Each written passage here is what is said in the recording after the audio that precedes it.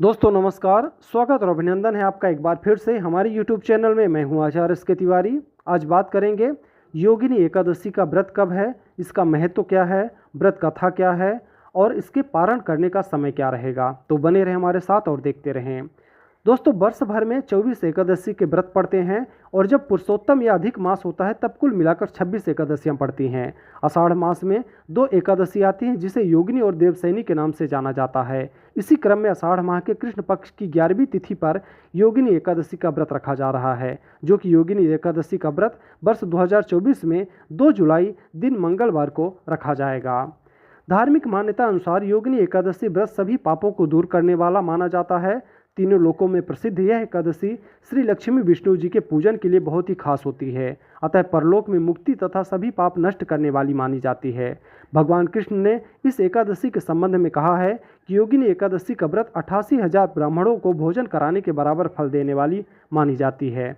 शास्त्रों में इस एकादशी व्रत के दिन उपवास करने का बहुत अधिक महत्व कहा गया है। मान्यता अनुसार योगिनी एकादशी व्रत करने की इच्छा रखने वालों को दशमी के दिन से ही कुछ खास बातों का ध्यान में रखकर तथा सावधानी पूर्वक नियमों का पालन करते हुए एकादशी का व्रत करना चाहिए। यह एकादशी हर संकट से मुक्ति, उपद्रव, दरिद्रता तथा पापों का नाश करने वाली मानी गई है। योगिनी इतनी अधिक महत्व की मानी गई है कि यह सभी तरह की मनोकामना पूर्ण करने के साथ ही मोक्ष देने वाली तथा श्राप से मुक्ति देने वाली भी मानी गई है। अब आइए दोस्तों इसकी कथा के बारे में जानते हैं, उसके बाद बताएंगे कि व्रत का पारण कब रहेगा और एकादशी की शुरुआत कब से होगी और एकादशी की समाप्ति कब होगी। इस कथा के अनुसार योगिनी एकादशी व्रत की कथा के अनुसार स्वर्गधाम की अलकापुरी नामक नगरी में कुबेर नाम का एक राजा रहता था। वह शिव भक्त था और प्रतिदिन शिव की पूजा किया करता था। हेम नाम का एक माली पूजन के लिए उसके यहाँ फूल लाया करता था।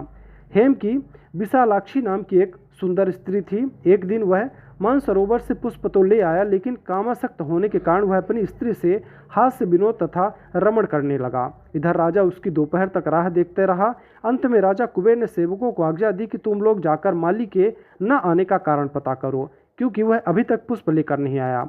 सेवकों ने कहा कि महाराज वह पापी अतिकामी है और अपनी स्त्री के साथ हास्य विनोद और रमण कर रहा होगा। यह सुनकर कुबेर ने क्रोधित होकर उसे बुलाया।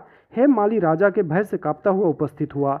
राजा कुबेर ने क्रोध में आकर कहा, रे पापी, नीच, कामी, तूने मेरे परम पूजनीय ईश्वर श्री शिव जी की महाराज का अनादर किया है, इसलिए मैं तुझे श्राप देता हूँ कि तू स्त्री का वियोग सहेगा और मृत्युलोक में जाकर कोढ़ी होगा। कुबेर के शाप से हेम माली का स्वर्ग से पतन हो गया और वह उसी क्षण पृथ्वी पर गिर गया। भूतल पर आते ही उसके शरीर में श्वेत कोढ़ हो गया। उसकी स्त्री भी उसी समय अंतर्ध्यान हो गई।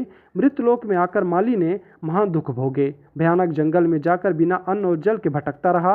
रात्रि को निद्रा भी नहीं आती थी, परंतु शिव जी की कृपा के प्रभाव से उसको पिछले जन्म की स्मृति का ज्ञान अवश्य रहा।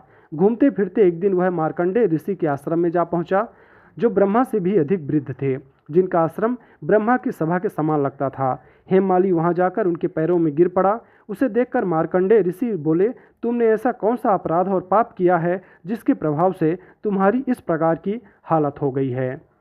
हेममाली ने सारा वृत्तांत कह सुनाया। यह सुनकर ऋषि बोले, निश्चित ही तूने मेरे सम्मुख सत्य वचन कहे हैं, इसलिए तेरे उद्धार के लिए मैं एक व्रत बताता हूँ। यदि तू आषाढ़ मास के कृष्ण पक्ष की योगिनी नामक एकादशी का विधि पूर्वक व्रत करेगा तो तेरे सारे पाप नष्ट हो जाएंगे। यह सुनकर हेममाली ने अत्यंत प्रसन्न होकर मुनि को साष्टांग प्रणाम किया। मुनि ने उसे स्नेह के साथ उठाया। हेममाली ने मुनि के कथानुसार विधिपूर्वक योगिनी एकादशी का व्रत किया। इस व्रत के प्रभाव से अपने पुराने स्वरूप में आकर वह अपनी स्त्री के साथ सुखपूर्वक रहने लगा। अतः इस व्रत से समस्त पाप दूर हो जाते हैं और अंत में स्वर्ग की प्राप्ति होती है।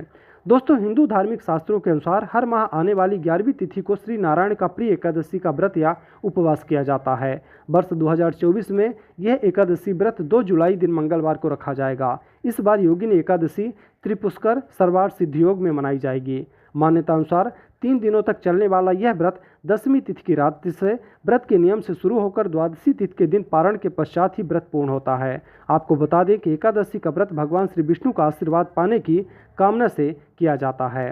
आषाढ़ कृष्ण एकादशी तिथि का प्रारंभ 1 जुलाई 2024 को दिन सोमवार को 10:26 सुबह से शुरू होगा और योगिनी एकादशी का समापन 2 जुलाई को 8:42 पर समाप्त होगा। उदय तिथि के अनुसार 2 जुलाई 2024 को 11 का उपवास रखा जाएगा। व्रत के पारण की अगर बात करें तो व्रत पारण यानी व्रत तोड़ने का समय रहेगा 3 जुलाई 2024 बुधवार को 5:28 सुबह से लेकर 7:10 सुबह तक। पारण पर द्वादशी तिथि का समाप्त होने का समय 7:10 पर रहने वाला है। इस दौरान आप पारण कर सकते हैं। तो दोस्तों, ये जानकारी थी योगिनी एकादशी के बारे में। आपको कैसी लगी आप कमेंट करके ज़रूर बताएं। वीडियो अच्छी लगी हो तो लाइक करें, चैनल में अगर आप नए हैं तो चैनल को सब्सक्राइब करें। जय श्री हरि विष्णु।